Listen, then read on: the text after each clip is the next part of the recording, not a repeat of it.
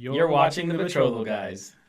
So why should you go to the girl's father first? Because if you go to the girl first and she says yes and you're all happy, and then you go to the girl's father and tell him that you're marrying his daughter, he can decide he doesn't like that idea, and according to scripture can renounce his daughter's vow and call the whole thing off, and you're stuck with a promise you've made to this girl, and she's released from her end of the bargain, and you're just stuck kind of holding the bag. So the best thing to do would be to go to the girl's father, get his permission, get his blessing, which is basically his guaranteeing you that he won't renounce his daughter's vow when you go and ask her, so that that situation doesn't arise.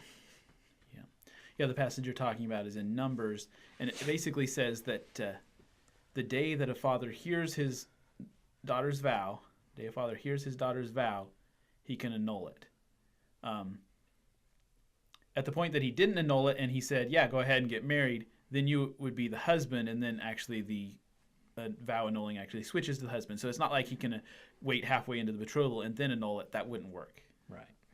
Yeah, no. The father has to annul it the day he hears of it, and if he doesn't, the authority officially transfers from the father to the groom at that point, is my opinion.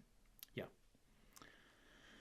So the big deal with asking the girl's father is basically because as her authority, it's his job to make sure she doesn't get into any rash marriages, and you going to the daughter proves that you are actually a rash marriage.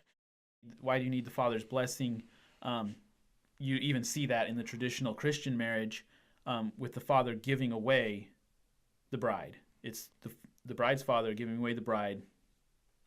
And if he's not on board with it, if he doesn't give her away, there should be some question in your mind as to whether these people are actually getting married. Whether this is actually a covenant that has all the elements that it needs to be sealed by God. Yeah, because we've really run into a lot of problems because today fathers don't realize that they have that authority.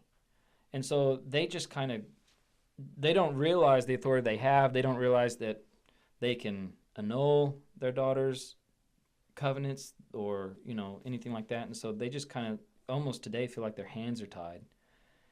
And so a lot of them end up not annulling their daughter's covenants when they could. So, and then if they don't, if they don't, then it stands. Yeah, it does stand. And their ignorance doesn't change the Torah. And they need to annul it the day they hear of it, not the day they understand they can annul it. It's too late at that point. Yeah, it's too late. In a marriage. Yeah, too late.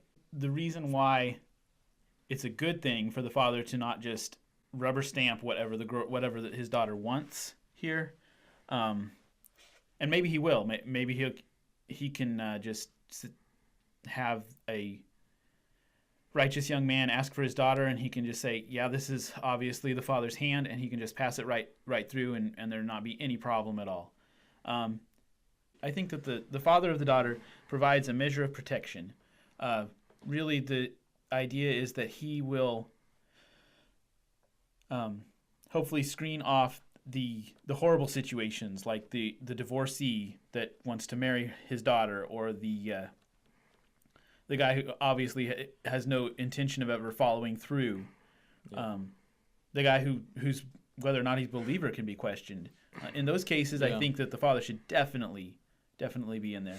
If there's cases where he's seeing like a lack of maturity, sometimes, we are talking about young people getting married. Yeah, it's true. We're not expecting 40-year-old maturity to be present in either spouse, really. It's true. At age 20. The father has to be reasonable, let's say, and I know that's a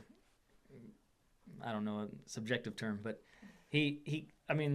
when we say, take the financial situation, he's not making, $100,000 a year. I don't think so. It's like, well, is that a good reason to say no? Yeah. I think, sure, maybe he has the right to, but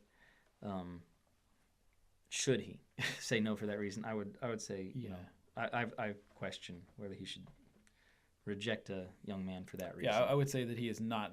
He's doing his job for his own.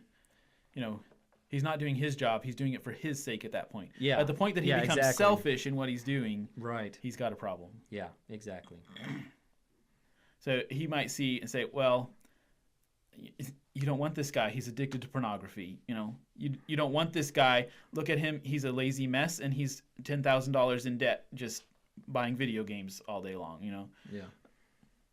The reason why the father's involved is he's there to protect his daughter from an unwise marriage.